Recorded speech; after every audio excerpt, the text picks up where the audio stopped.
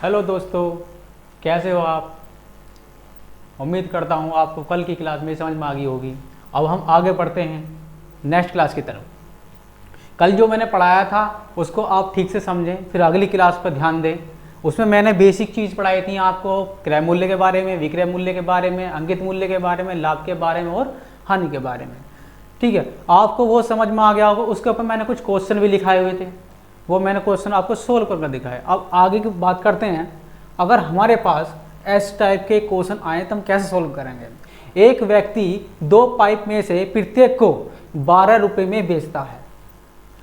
उसे एक पर 20% का लाभ हुआ और दूसरे पर 20% की हानि हुई, तो पूरे सौदे में उसे लाभ हुआ या हानि हुई, या 1 रुपये का लाभ हुआ या 1 रुपये की हानि हुई या 2 रुपये का लाभ हुआ।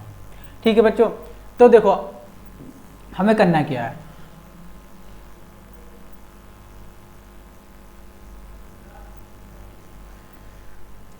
साधारण से क्वेश्चन में नहीं तो आपको कोई फॉर्मूला पे लेके जाऊंगा, नहीं कोई मैं एक ऐसी ट्रिक से बताऊंगा जो आपको समझ में ही आएगी और अच्छी भी लगेगी, छोटी भी रहेगी। ये कह रहा है एक व्यक्ति दो पाइप में से प्रत्येक को 12 रुपये में बेचता है, यानी 12 रुपये में बेचता है प्रत्येक पाइप को। बेच दिया जी 12 रुपये में, ठीक है जी। और कह रहा है एक पर 20% का लाभ हुआ। देखिए 20% का मतलब इससे होता है, 20% का मतलब इस तरह से, इसका मतलब ये हुआ कि 20/100 ये हुआ, यानी 100 रुपये पर 20 रुपये कमाकर उसने इसको बेच दिया। यानी 100 रुपये में अगर 20 रुपये कमाएगा तो वो 120 की बेचेगा। भाई 20% का लाभ अर्जित किया ना, तो 100 रुपये पर 20 रुपये कमाएगा तो कितने की बेचेगा जी, 120 रुपये की। लेकिन किताब वाला कह रहा है कि उसने तो 12 रुपये की बेचा है, तो उसका जो 100 रुपये था, जो उसका मूल्य था वो कितना था, तो हम वो 100 को निकालेंगे।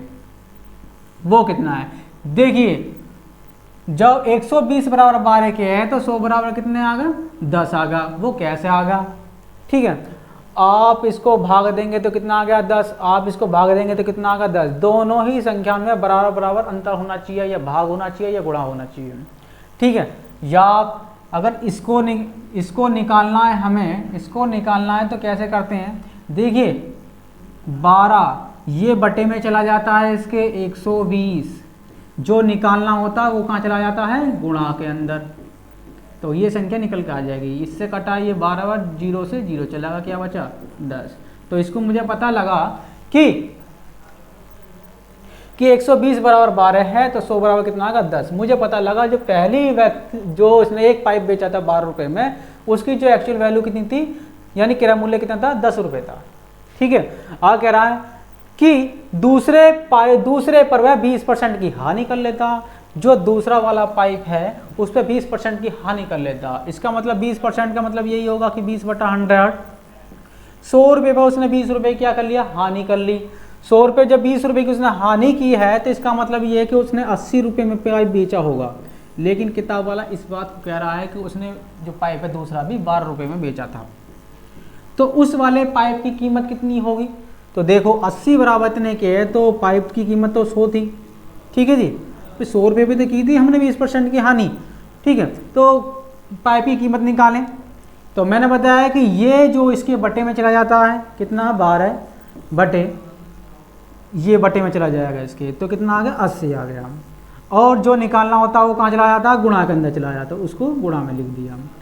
काटें तो 20 चौके होगा, 20 पंजे होगा, और 4 से काटा तो 3 बार, 3 पंजे कितना आ गया 15। यानी एक पाइप की वैल्यू तो थी 15 रुपये और एक पाइप की वैल्यू थी आपकी 10 रुपये। कितनी थी, 10 रुपये।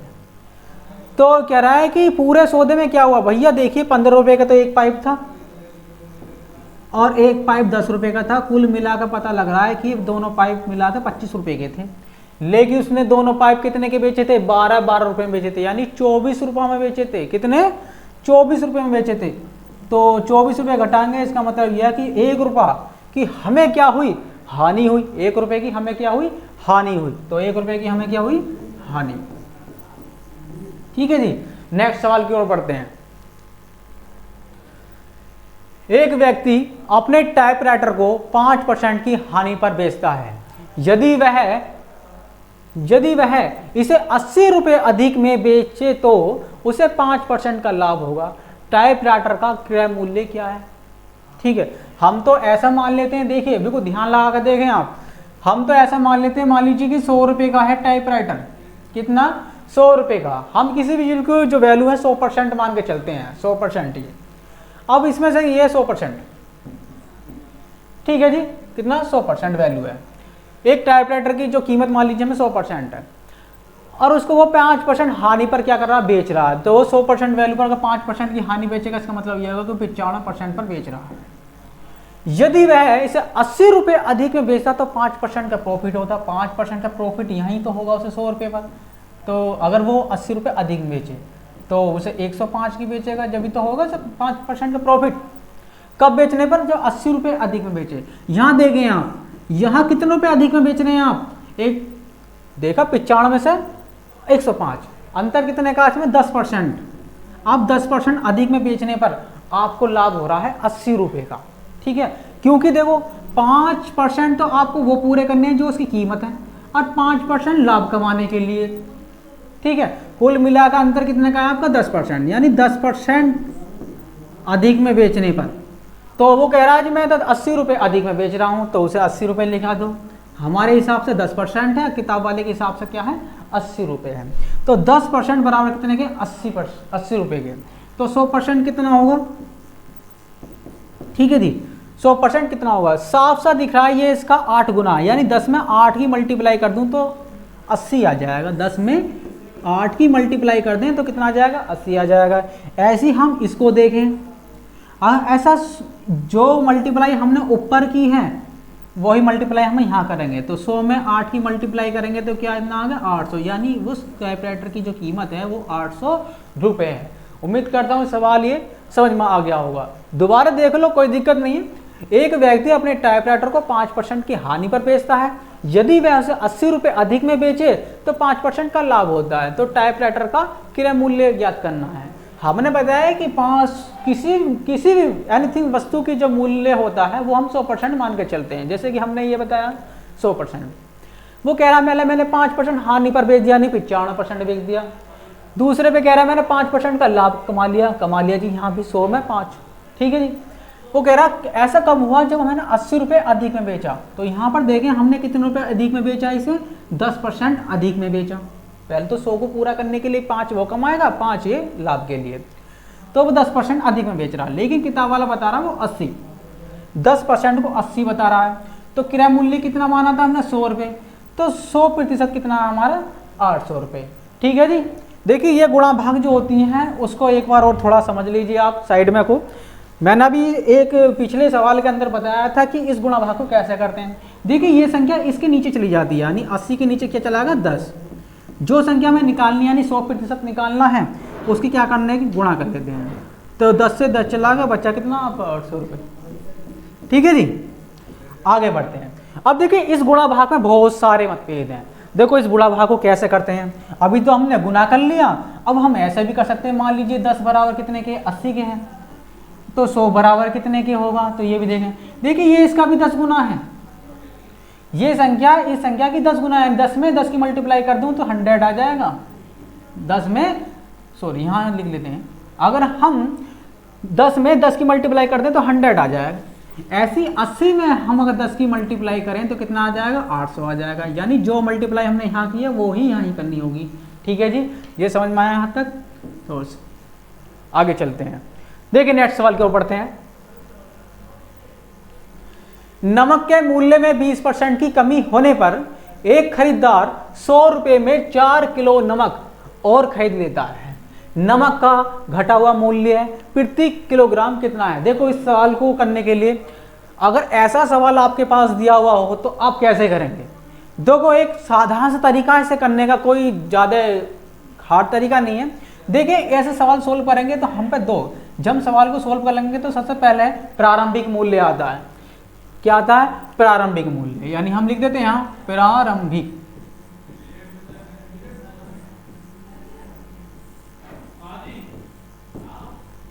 ठीक है, प्रारंभिक मूल्य के बाद हम निकालते हैं जी घटा हुआ मूल्य। क्या निकालते हैं? घटा हुआ मूल्य। घटा हुआ मूल्य। ठीक है। अब देखो जी प्रारंभिक मूल्य आता कैसे है ये भी तो पता होना चाहिए। ठीक है जी, आगे चलते हैं। देखिए वो कह रहा है नमक के मूल्य में 20% की कमी होने पर, तो जी देखिए अगर नमक के मूल्य में 20%, देखिए जी मैं यहाँ कर देता हूँ 20% का मतलब ये होगा 20/100। आइए पीछे बता के आया हूँ कि 20% कितना होता है, 20/100 के बराबर होता है। अगर 20%, 100 रुपये में अगर 20 की कमी कर जाएगी तो वो कितनी रह जाएगी, 80 रह जाएगी। 80 तो रह जाएगी ना। ठीक है, तो कह रहा है कि 100 रुपये में 4 किलो नमक, 100 रुपये में 4 किलो नमक अधिक आता है। ठीक है, ऐसे गुणा भाग करेंगे तो 20 चौके 80 होगा, 4 से कट गया, 4 चौक 16 से काटा तो कितना आ गया आपका 6.25 आ गया। कितना आ गया 6.25 आ गया। ठीक है, मैंने बताया सबसे पहले कौन सा मूल्य आता है इसका, प्रारंभिक मूल्य निकल कर आता है। सबसे पहले कौन सा मूल्य, प्रारंभिक मूल्य। अब घटा हुआ मूल्य क्या कैसे पता लगे, देखिए जो उसकी वैल्यू है वो 6.25 है, कहने का मतलब इसका प्रारंभिक मूल्य कितना 6.25 है। ठीक है, जो यानी जो उसकी 100% वैल्यू है वो कितनी है 6.25। ठीक है, लेकिन वो कह रहा है कि घटा हुआ मूल्य, अरे कमी कितनी की हुई थी 20% की हुई, तो 20% को कम कर दीजिए तो उसका 80% मूल्य कितना होगा, यानी 20% को कम कर दीजिए 100 में से, तो 80% का मूल्य कितना होगा। यदि 100 बराबर इतना है तो 80 बराबर कितना है। अच्छे से गुणा भाग करने के लिए मैंने आपको फिर बताया था कि ये वाली संख्या इसके नीचे चली जाती है, यानी 6.25 बटे कितना आ गया आपका 100 आ गया। जो निकालना होता है 80 वो गुणा में चला जाता है, तो वो यहाँ गया। ठीक है, अब गुणा भाग वो साधारण सी है, कोई दिक्कत नहीं है इसमें। करना चाहो तो आप ऐसे भी कर सकते हैं, 20 चौके 20 पंजा। ठीक है, 20 चौके 20 पंजा, जीरो से काटेंगे तो इसके नीचे 2 जीरो आ जाएंगी, 2 अंक बाद पॉइंट लगा हुआ है। ठीक है, 4 से इसे काटेंगे तो कितना आ जाएगा 25। कितना आ गया 25। 25 पंजे 125, और इस 125 से हम इसे 6 को, इसको 625 को भाग देंगे तो कितनी बार चला जाएगा, साफ साफ 5 बार। ठीक है जी, समझ में आ गया। आगे चलो नेक्स्ट सवाल की तरफ चलते हैं। तो ये आपका क्या है, ये लास्ट में जो निकल का है इसे बोलते हैं जी घटा हुआ मूल्य। घटा हुआ मूल्य समझ में आ गया होगा। अगर आपको ऐसा सवाल करना है तो आप कैसे करेंगे, आप ये छोटी सी गुणा भाग करेंगे। ठीक है, अगर मान लीजिए आपको ये वाली कंडीशन भी नहीं करनी है, आपको ये कंडीशन भी नहीं करनी है, तो आप कैसे करेंगे,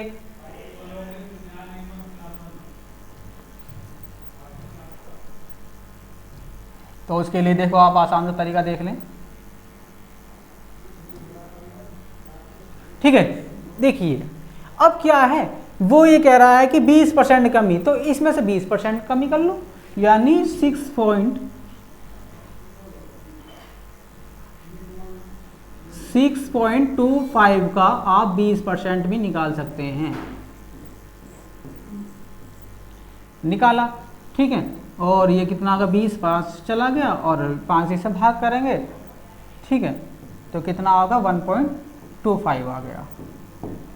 इस 1.25 को आप जब इसमें से माइनस करेंगे तो कितना निकल का आया आपका 5। ठीक, आप घटाव मूल्य आप ऐसे भी निकाल सकते हैं। आपको अगर ये नहीं करना हो तो आप ऐसे भी कर सकते हैं। आगे चलते हैं नेक्स्ट सवाल की तरफ। ठीक है, आगे देखिए, क्रय मूल्य और विक्रय मूल्य का अनुपात दिया हुआ है। साधारण सा एक सवाल दिया हुआ है कि क्रय मूल्य और विक्रय मूल्य का आपको अनुपात 5:4 दिया हुआ है। कह रहा है कि हानि प्रतिशत कितना है।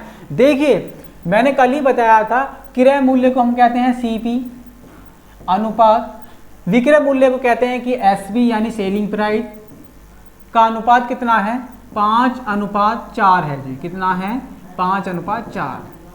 इसका मतलब ये है कि एक व्यक्ति 5 रुपए की कोई वस्तु खरीद कर लेकर आया और उसने 4 रुपए की क्या कर दिया, बेच दिया। उसने तो भैया 1 रुपए की क्या कर ली, हानि कर ली। हमारे हिसाब से, यदि किताब के हिसाब से 1 रुपए की हानि कर ली। कितने रुपए की, 1 रुपए की। कल मैंने बताया था एक फॉर्मूला ये था कि प्रॉफिट प्रतिशत या लॉस प्रतिशत निकालें तो कितने का प्रॉफिट हुआ या कितने का लॉस हुआ। ठीक है, किस पर हुआ, सीपी पर हुआ। और परसेंटेज में चेक करने के लिए क्या करना पड़ेगा, हमें 100 से गुणा कर। तो ये फॉर्मूला था, इसी फॉर्मूले पे हम यहाँ आते हैं।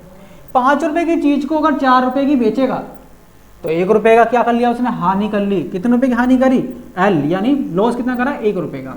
बट ये किस पर करा, सीपी पर। सीपी कितना है उसका, 5 है, और गुणा कितना, 100। तो क्या निकल का आएगा, लॉस प्रतिशत निकल का आएगा जी। 5 ही से भाग करा तो कितना आ गया, 20%। कितना आ गया, 20% आ गया। तो हमें पता लगा कि 5 रुपए की चीज को अगर हम 4 बेचेंगे तो 1 रुपए की हानि हुई। 1 रुपए की हानि किस पर हुई, सीपी पर हुई, यानी 5 रुपए पर हुई। वो इसका कितना प्रतिशत है, 20%। हालांकि 1/5 का मतलब कितना होता है, 25% या 20%, जितना भी होता है हम आगे परसेंटेज के टॉपिक में पढ़ेंगे। नेक्स्ट सवाल, यदि 12 पेन का लागत मूल्य 8 पेन के विक्रय मूल्य के बराबर हो तो उन पर लाभ प्रतिशत कितना है। ठीक है, देखिए 12 पेन का लागत मूल्य यानी 12 पेन का जो सीपी है वो है 8 पेनों के विक्रय मूल्य यानी एसपी के बराबर है जी। साफ साफ दिख रहा है आपको। इसका मतलब ये हुआ कि सीपी ये इसके बटे में चला गया अपॉन एसपी, बराबर का निशान लग रहा है। यहाँ पर 8 लिखा है बटे में, ये इसके बटे में चला गया, कितना आ गया यहाँ पर 12 आ गया है। यानी हमें पता लग गया कोई व्यक्ति 8 रुपए की खरीद कर लेकर आया और 12 रुपए की क्या कर दिया, उसने बेच दिया। तो इसका मतलब ये है कि उसने कितने रुपए कमाया जी, 4 रुपए कमा लिए। कितने रुपए कमाए, 4 रुपए कमाए। मैंने अभी फॉर्मूला लिखा था, तो प्रॉफिट कितने प्रतिशत हुआ, 4 रुपए कमाए जी, सीपी पर कमाए यानी 8 रुपए पर कमाए। वो इसका कितना प्रतिशत है, तो 4 से 2 बार चला गया और 2 से काटेंगे तो कितनी बार चला गया, 50 बार। 50% का उसने क्या कर लिया जी, लाभ कमा लिया। समझ में आ गया होगा ये सवाल। आगे बढ़ते हैं अगली क्लास की तरफ को। 15 वस्तुओं का क्रय मूल्य 10 वस्तु के विक्रय मूल्य के बराबर है तो लाभ प्रतिशत कितना। ये तो वही सवाल आ गया, बट डिजिट चेंज है। आगे देखते हैं। ठीक है, ये कह रहा है कि 15 वस्तु का जो क्रय मूल्य यानी सीपी है बराबर किसके हैं, 10 वस्तु के विक्रय मूल्य के बराबर यानी एसपी के बराबर। अब देखिए वही कंडीशन पहले वाली करेंगे, यानी सीपी ये किसके, इसके बटे में चला जाएगा तो क्या होगा, एसपी हो गया बटे में बराबर। यहाँ पर आपका क्या है, 10 लिखा हुआ है पहले से ही, तो इसके बटे में ही आएगा 15 उतर कर क्या हो जाएगा नीचे 15, यानी 10/15। अब हमें पता लग गया कि किसी व्यक्ति ने कोई वस्तु 10 रुपये में खरीदी है और उसने उस वस्तु को बेच दिया जी 15 रुपये में। उसने तो 5 रुपये का प्रॉफिट कर लिया। कितने रुपए का, 5 रुपये का प्रॉफिट कर लिया। परसेंटेज में चेंज करेंगे यानी प्रॉफिट प्रतिशत बराबर कितना हुआ आपका, 5 रुपये का जी लाभ हुआ। किस पर हुआ, सीपी पर, इन 10 रुपये पर। वो इसका कितना प्रतिशत है, तो क्या रहेंगे क्या, गुणा 100 हो गया। तो 2 बार कटा, 2 से काटा तो कितना आ गया आपका 50%। समझ में आ गया होगा आपके। देखो धीरे धीरे आपको बढ़ना है, कोई एकदम सीढ़ी पर नहीं चढ़ना है, समझना है धीरे धीरे, बस ध्यान यहीं रखना है, वीडियो पूरी ही देखनी है। आगे चलते हैं, देखो नेक्स्ट सवाल की तरफ। ए एक साइकिल बी को 5% लाभ पर बेचता है, बी उसी साइकिल को 10% लाभ पर बेच देता है। तद अनुसार यदि, गलती छप गया यहाँ, यदि सी ने उसे 2310 रुपये दिए हों तो ए का लागत मूल्य कितने रुपए हैं, यानी ए की बात कर रहे हैं। देखिए हम साधारण सा तरीका आपको बताएंगे, कोई ज़्यादा बड़ा नहीं होगा। देखो देखना है आपको, ए ने किसी वस्तु बी को बेचा, किसको बेचा, ने सी बी को बेचा, कितना जी 5% के प्रॉफिट पर बेचा, तो 5% का प्रॉफिट हो गया। कि प्रॉफिट हो गया तो पी लिख दिया। किसको बेची थी, बी को बेची। ठीक है, आगे बी ने इसी वस्तु को सी को बेच दिया, किसको बेचा, सी को। उसने क्या करा जी, इस पर 10% का लाभ कमाया। कितने कम परसेंट का लाभ कमाया, उसने 10% का प्रॉफिट कमाया जी। यहाँ जी 10% का प्रॉफिट हो गया, समझ में आया। और सी ने इस पैसे को चुकता किया जी, कितने रुपए, 2310 रुपये चुकता किए जी। कितने, 2310 रुपये। अब आगे चलते हैं, ए ने इसे कितने रुपए में खरीदा होगा या ए का मूल्य कितना होगा, देखें क्या है। ए ने क्या काम करा, ए ने करा जी भैया 100 रुपये की चीज़ को 5% का प्रॉफिट कमाकर 105 की बेच दी। जब वो 5 रुपये कमाएगा 100 रुपये पर, तो 105 की तो बेचेगा। ठीक है, ठीक है, आगे चलते हैं, 10% की बात करते हैं। बी ने क्या काम करा, अगले बी ने काम करा जी, उसने 10% का प्रॉफिट कमा लिया। 10% यानी 10/100 कितना होगा, 10/100। 100 रुपये पर उसने 10 रुपये कमाए, तो इसका मतलब ये है उसने 110 की बेचा होगा और सी ने इसके जो पैसे चुकाए हैं वो 2310 रुपये चुकाए हैं। तो देखो जो नीचा होता है वो गुणा में चला जाता है, इसके नीचे हम 1 मान लें तो क्रॉस मल्टीप्लाई कर देते हैं, ये सब कहाँ चला जाएगा पर गुणा के अंदर क्योंकि ये बराबर में है। तो 2310 गुणा में क्या आगा 100 ये रहा और दूसरा 100 ये रहा, गुणा में आ गया, बटे ये 105 के यहाँ ये बटे में चले गए, क्रॉस मल्टीप्लाई है ना, यहाँ से ये नीचे चला गया, 105 आ गया आपका गुणा और 110 हो गया। ठीक है, तो एक ही मूल्य निकल कर आ जाएगा कि हम सब चीज़ को उठा कर यहाँ से कहाँ लेके बराबर में ले, पर गुणा भाग करनी है। देखो क्या क्या करता है, देखिए मुझे ऐसा लग रहा है ये 21 से साफ साफ जा रहा है कि इसकी जीरो से इसे जीरो को हम ख़त्म कर देते हैं। 21 से काटने कि 21 एकम 21, 2 बच गए और 21 एकम 21। अब 21 से काटेंगे तो 21 पंजा 105 हो गया। अब ये 11 से क्या हुआ, ये 11 भी चला गया। 5 से क्या हुआ, हमने इसको काट दिया 20 बार चला गया। अब 20 की हम जब गुणा करेंगे 100 में तो कितना आएगा आपका 2000। तो हमें पता लग गया जी ए ने इसके कितने रुपए चुकाए थे, या एक का लागत मूल्य कितना था 2000 रुपये था। समझ में आ गया। अगले सवाल को तरफ बढ़ते हैं। किसी भूखंड को 45,000 रुपये में बेचने पर एक व्यक्ति को 10% की हानि होती है। यदि उसे 15% का लाभ प्राप्त करने के लिए उसे कितने रुपए में बेचना पड़ेगा। देखिए कोई साधारण सा तरीका जो हम पहले सवाल में पढ़ते हुए आए हैं उसी सवाल में हम आगे को बढ़ा रहे हैं। देखिए कैसे, कितना 10% हानि पर बेचा। ऐसा मान लीजिए कोई 100 रुपये था, भूखंड का मूल्य 100% था। कितना था 100% था। उसमें से इसने 10% की हानि कर ली तो मुझे पता लगा कि उसने 90% में बेचा होगा। भाई उसका क्रय मूल्य हमने कितना माना, यहाँ पर माना 100% और जो उसने बेचा था वो 90% बेचा। तो वो कह रहा है कि क्रय मूल्य क्या होगा।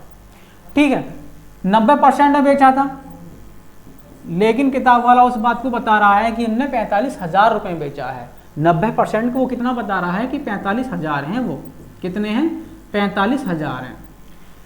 लेकिन वो कह रहा है कि उसका अगर उसे 15% का लाभ कमाना हो, यानी 100 रुपये पर 15 रुपये का लाभ कमाना हो तो उसे 115 में बेचना होगा जी। ठीक है, कितने 115 रुपये में बेचना होगा। ये क्या है, इरेज कर देते हैं हम इसे, ये ठीक, सॉरी, ठीक है जी। 115 में बेचना होगा जब 15% का लाभ कमाना होगा। तो देखिए यानी 90% इतना है तो 115% कितना होगा वो तो देख लें भाई, मूल्य निकल कर आ जाएगा। तो मैंने गुणा भाग के लिए आपको बहुत साधारण ट्रिक बताई है। या तो ये देख लें कि ये इसका कितना गुना है। भाई आप एक जीरो को भूल जाएं, एक जीरो यहाँ से भूल जाएं। चलो हम गुणा भाग कर लेते हैं, 1 मिनट देखते हैं थोड़ा सा। 45,000 45,000 ये तो लिख रहा है, बटे में चला जाएगा ये, तो बटे में लिख दिया जी कितना होगा 90। हमें क्या निकालना है 115 निकालना है जी। ये किसके बराबर होगा ये निकालना है। तो मैंने गुणा भाग के लिए क्या हुआ 0 0 चला गया, 9 पंजा 45 हो गया, कितना 500 आ गया। 5 की मल्टीप्लाई इसमें करेंगे, 2 जीरो तो ये आ गई आपकी 0 0। ठीक है, 5 की मल्टीप्लाई इसमें 5 पंजा 25 हासिल लगा 2 आपके, 5 एकम 5 और 2 कितने हो गए 7 और आगे करेंगे 5 एकम 5। तो उसकी मूल्य कितना आएगा 57,500। 57,500 आपका आंसर क्या होगा 3 होगा। समझ आ गया होगा। आगे बढ़ते हैं थोड़ा सा नेक्स्ट सवाल की तरफ। एक विक्रेता 225 रुपए की कलाई घड़ी खरीदता है और उसकी मरम्मत पर 15 रुपए खर्च कर देता है। यदि वह उसे 300 रुपये बेचता है तो उसे कितने प्रतिशत का लाभ होगा। देखिए इस व्यक्ति ने क्या काम करा, खरीद कर लेकर आया, वो सीपी करके लाया किसी घड़ी को, कितने रुपए में 225 रुपये में। समझ में आ गया होगा इतनी बात। उसने क्या काम करा, उसकी मरम्मत पे 15 रुपये खर्च कर दिए, यानी 15 क्या हमने जोड़ दिए। तो उसे घड़ी कितने की पड़ी भाई ये देखना है। उसको घड़ी कितने की पड़ी, इसको हम इसमें जोड़ देंगे तो कितना होगा 240 रुपये की उसको घड़ी पड़ गई। यानी घड़ी की जो कीमत है वो 240 रुपये बैठी। उसने क्या काम करा, सेलिंग कर दिया जी, एसपी कर दिया इसको 300 रुपये में। कितने रुपये में 300 रुपये में। अब देखिए 240 की उसको घड़ी कुल मिलाकर लागत मूल्य बैठा था और उसने 300 रुपये में से बेच दिया, तो हमें पता लगा उसने कितने रुपए कमा लिए जी, 60 रुपये उसने प्रॉफिट कर लिया। कितने रुपए का? 60 रुपये का।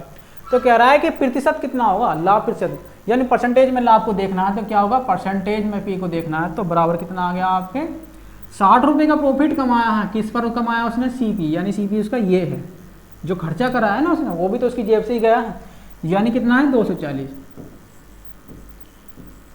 कुल मिला गुणा 100। ठीक है जी, गुणा भाग 60 चौके होते हैं कितना, 240, और 4 से इसे काटेंगे तो कितना आ गया, 25 आ गया, यानी प्रॉफिट परसेंट कितना आ गया आपका 25।